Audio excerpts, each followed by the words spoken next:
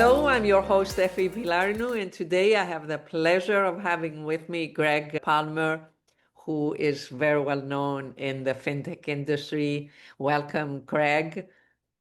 Thank you, Effie. Pleasure to be here. Yeah, for all my audience, if you don't know Craig, he is the Vice President of Finovate and Director of FinTech Strategy at the Informa Festivals. You've been in FinTech for a very long time at the epicenter of both incumbents and startups. So you've seen it all. You've seen transformation, you've seen ideas come to fruition, and you've seen, I think, everything, right? Crisis, you've seen celebrations, and across the board, right? Both in Europe and in the Americas. So Yeah, absolutely. No, it's been quite a bit to keep an eye on. I first joined Finovate way back in 2010, if you can believe it. So 15 years, certainly a lot of ups and downs during that time, but it's been more ups than downs, I think it's fair to say. And if you compare where we are as an industry now to where we were 15 years ago, obviously it's just massive, the improvements, the difference that's been made. So that's part of my job that's really exciting, is kind of getting to see what that next wave is going to look like, getting a glimpse of what finance will look like over the next 10 or 15 years. yeah. We've seen cloud and mobile era shaping our industry, and now with the new AI era upon us, we're definitely all excited to see the transformation. And I feel that there's such a consensus for the first time about the impact and the potential of this tech cycle, which wasn't there with cloud. I mean, there were years that we had vendors and other consultants had to convince our industry that this is the way to go. And now everybody's bought in, and we'll be talking about this journey because it's at the start. Let's take a look back at what you have hosted this year, right? You've hosted Finovate Spring in San Diego earlier this year and Finovate Europe in London. Tell us a little bit how the atmosphere was at these events and what was the sentiment, the sense that you got in terms of the shift of energy, what was showcased, what was different than the previous year. Yeah, well, certainly it's been two very interesting shows so far, very diverse shows. We had our West Coast show in the US, which was in San Diego, which is the farthest we'll get away from London this year. So that was our first show of Innovate Europe. And there's a really big difference between what's going on between the US and Europe right now, especially kind of the West Coast of the US. But I'll start with some of the similarities. I think at a really high level, this really big theme that we're seeing at both shows that we actually saw last year as well was this influx of new companies that are coming to our stage for the first time. We're seeing a lot of seed stage, Series A stage, companies that have just launched. Clearly, there's a lot of venture capital going back into the space. People are starting to prospect more and give more of these promising ideas just a little bit of capital to get going and kind of see, okay, what can you do? This sounds like a good idea. If I give you, a little bit of funding, how can you go on from there? And I think the answer has been really positive in both geographies. There's been a lot of new companies, new energy coming into the room, which I think is really important. The incumbents are obviously capable of doing incredible things, but they need this push. They need somebody who's kind of nipping at their heels and saying, hey, that's not good enough. We're going to raise the bar. We're going to come in and bring in a new type of idea, a new energy, and see if we can make any changes somewhere, find an inefficiency somewhere that we can plug. And I think the thing that's been true the entire time that I've worked in the fintech industry is there are always inefficiencies that can be plugged. There's always an opportunity for somebody to come in and do something a little bit better, a little bit cleaner. And so I love seeing these new companies, these young companies get this shot to get up on our stage and say, okay, here's our idea. And what we're seeing is audiences in both geographies are responding really positively to that. The people are looking at a lot of the problems that were highlighted by the pandemic, looking at of the ongoing geopolitical issues, which are creating headaches for financial institutions all over the world. And they're looking at now they have these solutions that are out there. And so I think that's a trend which, it can't continue forever. There will come a point where the venture capital will probably start to consolidate and do less offering, instead of doing 24 Series A's, they'll start looking for where can I really make a big Series B, a big Series C.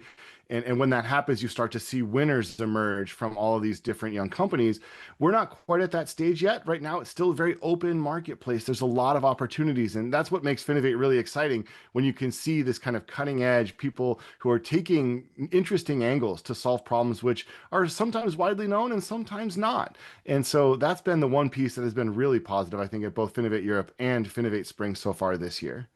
Excellent. Can you share with us some of those ideas or early stage that really captured your, your interest and excited you, and I guess even your audience? What did they vote for? What were their favorites, or what drew their attention?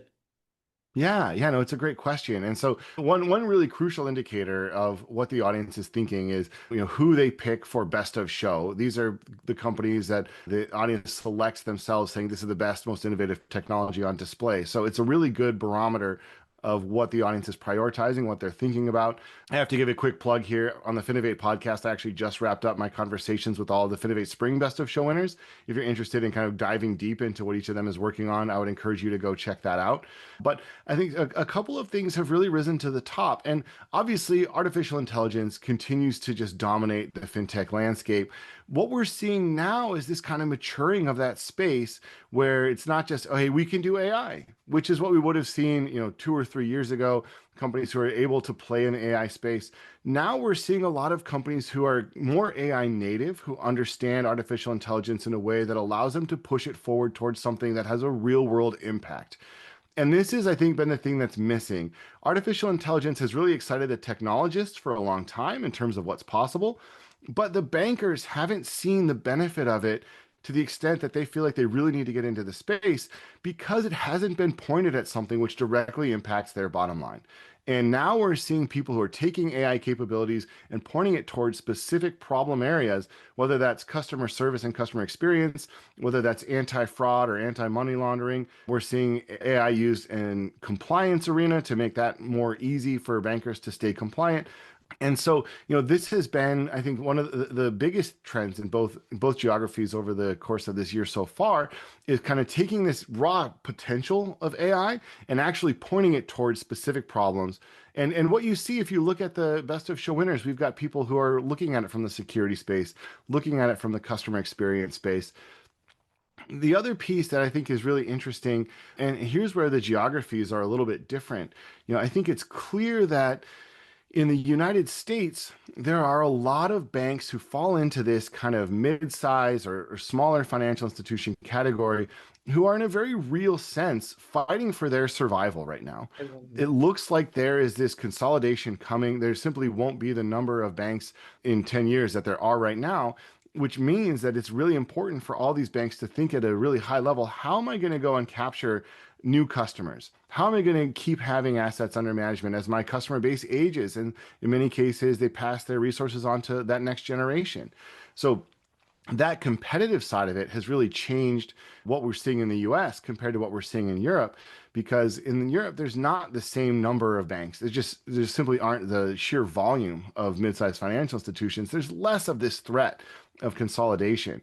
And so I think what that has allowed the European companies to focus on, and you kind of see this in those best of show winners as well, they've really been able to dive in on the customer experience side of this, look for places where they can fine tune, find this perfect balance of efficiency and service, and they don't have to worry as much about that existential threat. So that's a really significant difference between the two places, and that difference is being driven by our audiences, and you can see that reflected in who they selected for best of show. That is a very interesting comparison and distinction between the two regions. And I mean, at the end of the day, we are seeing innovation in both places. It's just there's qualitative differences just because the needs are different of the space, correct? Yeah. Yeah. Oh, and this is one of the questions I get asked the most is which region has the best fintech?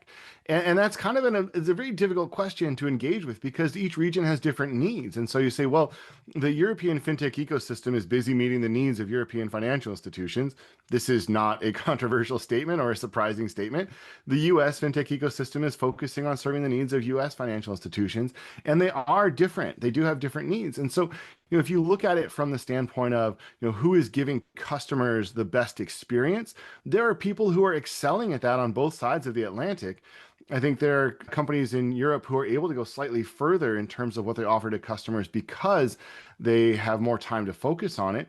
But again, what you kind of give up for that is this choice that you have in America where you have all these different financial institutions. And so it's a difficult balancing act. It's a difficult question. Who is best? I don't know. Where would I rather be a customer? That's a really difficult question as well. There's pros and cons to both sides. And that's such a diplomatic answer. And I apologize for not really saying anything there, but it is something which No, a that, lot of people do but ask that that is question. that is the reality of it. I mean, we can also say that both regions are fragmented, but they're fragmented in a different way, right? They have regulatory and policy challenges, but they are very different qualitatively. So there's no, Yeah. you know, it wouldn't be correct to make a choice and say this one leads and that one's best in this and so on. I mean, from you, I'm hearing that you are very enthusiastic for both regions in terms of innovation, ideas, and implementation at this point. Yeah, no, absolutely. And again, this comes from the fact that we've seen this loosening of the venture capital purse strings. There was a couple of years there where the VCs kind of turtled, right? They were really, there's so much uncertainty that they Attractive. weren't making investments. And so, now we're seeing those investments start to come back up. Now, they're nowhere near the level of the investments that we would have seen in like 2016, 2017, when there's just astronomical amounts of money going into the fintech space. In my view, that was the piece that was unsustainable. In 2016, 2017, funding levels got to a point where I felt like we were kind of divorced from reality in terms of what the valuation of some of these companies were. But now we're seeing, I think, a pretty good level of VC funding, bringing new companies into the space. And for me, this has been the number one thing in my 15 years at Finovate. Anytime there's a lot of prospecting going on, a lot of people who are competing to kind of rise to the top, to be the winner in their individual category, that's where fintech is the most fun because you get to see this creative side of the industry. And so right now, I think we are in a creative phase. We're seeing people who are approaching ideas or approaching problems with new ideas. And that's, I think, really exciting to see. So I'm looking at the future of fintech and what's possible. There's so much to be excited about. There's also so much to be scared about, right? The downside of artificial intelligence is it makes fraud so much more easy, more profitable. There's so many new types of fraud that are possible now. And so there's absolutely things to worry about, but I have a really high level of belief in the ecosystem as a whole to rise up and meet these kinds of challenges. It seems that you feel that we are in a healthy phase. There is enough funding without it being too much to fund new ideas to solve the old problems and the new problems that are created through this transformation. So let's look ahead to Finovate Fall. I'm personally excited that I'll be there and we'll have a special session for the FinTech Book Club. I mention it because the idea was born at Finovate Fall 2 years ago. So it's a special anniversary.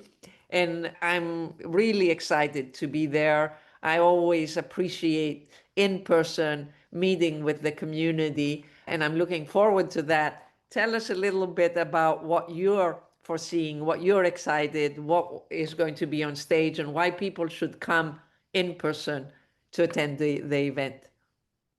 Yeah, well, I mean, certainly we're excited to have you as well. We love the book club, and this is something that really resonates with our audience as well, because at its core, fintech is an industry that is really full of nerds, the best kind of nerds, and the nerds want education. They want more knowledge, and so I think the book club is absolutely in line with what we know about our audience, and we're really grateful to you for being able to make the trip over to come and join us in New York. Yeah, and there are so many different themes and topics that we'll be covering at Finovate Fall. And that's really our goal, is to try and give this kind of bird's eye view snapshot of the entire industry. So, if you know of a company who's working on something in fintech, there's a really good chance we'll have somebody in that vein up on our stage. It might not be, a massive theme of the show, but with 60 plus demoing companies, you're going to see a big variety in terms of types of solutions that they offer, the types of problems that they're tackling. And It's one of those things where I think the more variety you can see, the more interesting it gets. Now, that said, there will absolutely be some themes that people are going to be talking about. We know for sure that artificial intelligence is going to continue to dominate the space. People are continuing to build new innovations that use AI in new ways. And so you'll see quite a few AI plays. But we're getting to the point now where you can almost be AI agnostic. You don't need to focus on the AI part of it. You can focus on what that technology actually does. And this is where I think it becomes a lot more friendly to banks. Bankers in general have not really wrapped their heads around AI from a technology standpoint. They've been kind of looking at it from the standpoint of, okay, why do I need to care? What do I need to do? How is AI going to improve any of my existing workflows or save me money or get me new customers? These really basic things. And now we're seeing people answering that question. Here's why you need AI. You need AI to give your customers a better experience, to make it easier for you to say yes when somebody asks to borrow money, to make it easier for you to stay compliant. And so you'll see a wide variety of AI. And I think in the next couple of years, you're going to stop thinking about AI in the same way that you stop thinking about the internet. How many of Finovate's demos are internet based? All of them. But that's not the point. The point is, what can you do with it, right? And so that's I think going to be one of the big themes that we'll see at fall. A couple other big ones, this customer experience side continues to be super important. Personalization continues to be super important, and it's getting easier and easier for banks to offer a super personalized experience. On the flip side, it means that there's fewer and fewer excuses if you're not doing it, right? And so customers' expectations are continuing to rise. We'll have to see the fintech industry meeting those expectations. And then, the ever present, which I think is especially topical right now, is the security and compliance side of things. Again, looking at the potential for fraud with deep fakes or other AI type of implications, these have a way of arresting everybody's attention. And one of our longtime allies, Theodora Lau, is going to be chairing an artificial intelligence track, as she has done for us over the last couple of years. And that track is always really exciting. But you can tell that there are moments where people come out of there a little bit shell shocked by what's possible. When you see some of these videos of people getting deep faked, I actually had a very surreal experience at Finovate Spring where one of our best of show winners called Herd Security used a deep fake of me in their demo. They had taken my audio from my podcast series and they had me saying stuff on stage that I would never actually say. And it's very unsettling when you see that. And so this has this way of kind of capturing the imagination, capturing the attention. And when you focus in on the reality, AI deepfakes are not a major source of fraud at this point, but because there's this kind of visceral reaction, this emotional reaction to seeing it, it's something that people are very passionate about. People care a lot about, as they should. I don't want to discount the potential for fraud there, but check fraud is still by a wide margin the largest fraud in the United States. So that's, tells you where kind of the real threats are. Yeah, but we have to rethink onboarding, right? At the moment that we thought that we had mainly solved, digital onboarding and a better experience, now we have to rethink it and redesign everything, right? Because Yeah, we have these technological capabilities that have both sides. It's like use AI for cybersecurity, but you also have to think about the new cybersecurity problems because of AI. Is kind of yeah, this duality or the double-edged sword that we are faced with in this era. And this is not only for financial services, but we care much more because we are regulated and because we have this social contract with society, right? The financial services are not just any industry. We are playing a major role that goes beyond just processing transactions and processing operations. We do have social responsibility, and that absolutely. comes in face. So to close our discussion today, let's hope that we have a major celebration at Finovate Fall in New York. I'm really looking forward to being there with you. And no more deep fakes. I hope nobody does a deep fake of me. I don't know. I feel like I'm a lightning rod for that type of thing. And now that somebody has done it and won Best of Show with it, I'm sure we'll see more of it. In some sense, I guess I would rather they choose me for the example than other people in the room. But yeah, I suspect we'll see more of it. I suspect that we'll see some really great conversations as well. And I think that's what also makes Finovate Fall so fun is just people coming in from all over, a ton of different backgrounds. The Finovate's secret is relatively simple in some sense. We just get a lot of really intelligent people in the room and kind of let them bounce off of each other. And that's one of the things that's always the most fun is you actually can meet just about everybody who is at the event. We're not so big that you Exactly. don't have a chance of seeing the right folks. And we're very senior level focused. So it's all decision makers. It's all people who actually can do something. And that's why I continue to really enjoy the show. I love the New York show. It's always been a really fun one for us. And I certainly expect great things this time as well. Yes, I totally agree with you. It's the perfect size. It's got the ideal audience and it's in a wonderful location too, right? Yeah, absolutely. We found a really good home for ourselves at the Marriott Marquis in Midtown. It's a beautiful venue. The stage is always really fun there. I know Midtown is not everybody's favorite part of New York, but it is right next to the train station. So if you want to go explore the rest of the city, you're certainly free to do that as well. But yeah, it's always a really fun one. And again, we're really excited to have you joining us. And many people are coming over from Europe, coming over from all over the world. So there's always this really nice international flavor to that show as well. Exactly. New York style, indeed. Thank you so much, Craig. Yes, thank you, Effie. My pleasure.